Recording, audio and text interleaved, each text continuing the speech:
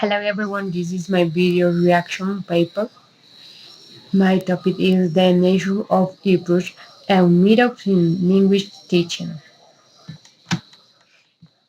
I will show you some Eproches. I hope that you can learn something about it. In this case, when we speak about Eproches, we are speaking about some theories, and more specifically information about theories of language. In this case, we had cognitive model, we had the structural model, we had the functional model, interactional model, sociocultural model, general model, and lexical model. I am going to speak a little bit something about one of them. In this case, when we are speaking about cognitive model, we can see about the grammar translation in mirrors. And we can say that cognitive model it is really interesting because show us different type of things. For example, uh, show us the knowledge or acquisition of the students. This is mean that cognitive model is the things that you learn and that you had in your mind. And it is really interesting, this middle, because it is cognitive model. It is something that you learn and that you never forget. And the structural model, it is a little bit different. Why? Because, for example, we can see that this middle use uh, situational language teaching and total physical response. What does it mean this? This is mean that you need to show your physical response. For example, if you are playing something and at the moment you had a reaction and that same case happen with teachers and students with this theory. The functional model. When we are speaking about functional model, we can say that it is a little bit different than the others. Why? Because this may emphasize in semantic and communicative dimensions. And it is a little bit difficult because sometimes students have problems with semantic and sometimes the communicative dimensions are pretty different because some teacher had some abilities and another teacher had another abilities, but this model it can be really useful for teachers. In this case, sometimes students had different reactions, but it is a good model.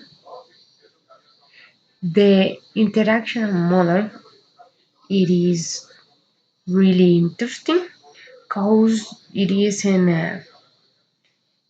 interesting because the student with they can have a reaction with a teacher and the teacher had an interaction with the student, and I think that this model it is effective because the student had the opportunity to be in contact with the teacher.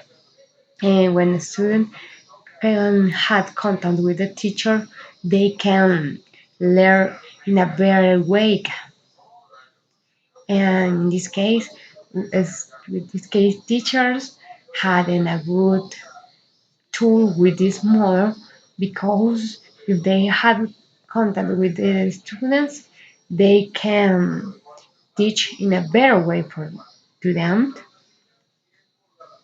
And we had a socio-cultural model. This model had a base really interesting because this model depends of the contact that the teachers and the students had with the world that is around of them because it's socio-cultural. It depends on the society and the culture that they have because sometimes the culture it is different from one place to another place, and some teachers have different cultures and some students have different cultures, but this can be helpful for teachers and students because they learn from the world that they had around of them. And we had the general model. General model, it is interesting because consisted of interrelated systems. It is a little bit complicated because this model it refers to the activities, for example, uh, language or science, business, medicine, literature, and consents. We can see that it is really big because they have different things around of them. For example, the the general model show us that we need norms of language and we need norms and how to use this language because the terms are different to the one place and another place. In this case, we don't use the same language in the hospital. A doctor don't have the same lexical from a liar or in a for example in a teacher. They are really different, and and we can see that then the fireman or the police officer don't have the same language that doctor. It is really interesting. And we had the lexical model. This model it is really interesting because it depends the lexic code that we had learned, and those are some approach. And these theories are really necessary and are really important because you can apply in different areas in your life if you are a teacher or if you are a student, something like that. We had different kind of time of learning theories. We know that all people had a different way for learn. Some people learn for visual. Some people are visual. Some people learn through kinesthetic. Some people like to learn through music, and some people need formulas. And all all these theories are really necessary. I think that teachers need to know different type of theory of learning because they have different students and they can't apply the same theory for all the students. For example, we had behaviorism, we had cognitive codal learning, we had creative constructional hypothesis, skilled learning, interactional theory, constructivism, sociocultural learning theory, also known as constructivism, and we had individual factors. For example, when we speak about behaviorism, we know that students have different behaviors, and we know that some students are good at for math, and some students are good at for language, and another students are good at for science, and some students are good at for another thing. And and we had cognitive color learning because some students learn with this. They learn about cognitive. And we had creative construction hypothesis. Some people are really creative, but when we don't apply the necessary theory or we don't know this theory, we have a problem because we can teach in a better way to the students. Remember that to be a teacher not only is to give class, but also is teach something that it can be useful for the life to the students. And you need to approach to the teams that you had around of you. And for example, a skill of learning, we know that the skills are different from one student to another student. And if we don't pay attention to this, we are lost because the skills of students are special. For example, some students are really lower when they are learning, but some students are really fast and they said, "Hey, teacher, finish." And teacher, what can I do? And we need to dominate this and we need to know about it. Interactional theory.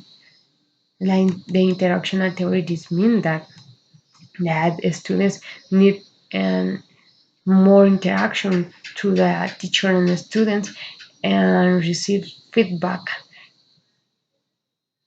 And constructivism uh, theory, it is interesting because with this method you are constructing your knowledge. This means that the student, you encourage to the student to create his knowledge or her knowledge.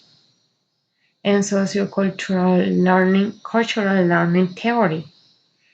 Um, it is something like constructivism and individual factors. We need to know that all people are different and all students have different way to learn. And if we don't remember this, we had a problem. I know that it is a little bit difficult for teachers to create a class that all students can be useful the class, but in this case we need to do something like that. We need to remember that it is necessary to having me on this. Um, in another way, we can speak about relation between theory of language and learning. For example, there are different theories. In this case, process and oriented and condition and oriented. We need to know that this relation it is really interesting because something bring to the nerve. For example, that the language and learning it is a little bit complicated and we need to identify that process because learning is a process and teaching is a process and this theory show us that we need to have a process for to teach to the students. If we don't have a process, and we are complicated because it is difficult to have control to the class if we don't know methods and process how to teach to the students and how to identify what are the skills and what are the abilities and what are the better way to teach to the students. And we can see that conditions are a factor that we need to have in mind in this case, because there are different conditions for different students and there are different conditions for different teachers. And when we are learning language, we need to remember that it is a little bit complicated and it is it is difficult, but it is interesting at the same time. And another way, we need, if we are a teacher, we need to design our class, design or the activities that we want to apply in the semester or during the month or during the year. It is really important to come on with this. It is important to keep in mind that design the class or design the project for the month or the year, it is necessary. For example, objectives. All teachers need to have objectives with their students, because if they don't have objectives, they had a problem, because they need to identify what they want to have from a student, what they want to develop in their students. With the syllabus, you can show your students the activities that you will do in during the period or during the year or during the month. Something it is during the week and it is necessary. And we need to have that type of learnings and teaching activities, because there are different type of learning, kinesthetic, auditive, and visual, and others. And you need to have in mind this. And the teaching activities need to be beautiful and need to be interesting for the student, because you need to have the attention to the students. And sometimes teachers they forgot this and they only want to go to give class or go to teach to the students, and sometimes they lose the way. And we need to know that the learner roles and the teacher roles. And students need to know that they going to school to learn, and what they are learn, and they need to learn the things that teachers teach. I know that they don't will learn all that the teacher teach them, but something they need to learn. In this case, we can see that it is the interaction between the teachers and the students, and there are different functions. For example, that the students need to know the process and need to have the initiation. They need to learn how to solve problems, or they need to learn how to work in pairs, how to work in groups, and they need to learn from his classmate or her classmate. And the teacher's roles. And when we speak about teacher roles, we need to know that there are the functions that the teachers need to have in the classroom. In this case, we can terminate that it is necessary to have an in the interaction between teachers and students. And there are the roles of instructional materials, for example, primary functions or the forms materials things, for example, textbooks, audiovisuals, and videos, and posters, and another thing that can help you to improve the class or can help you to give a better example for your students.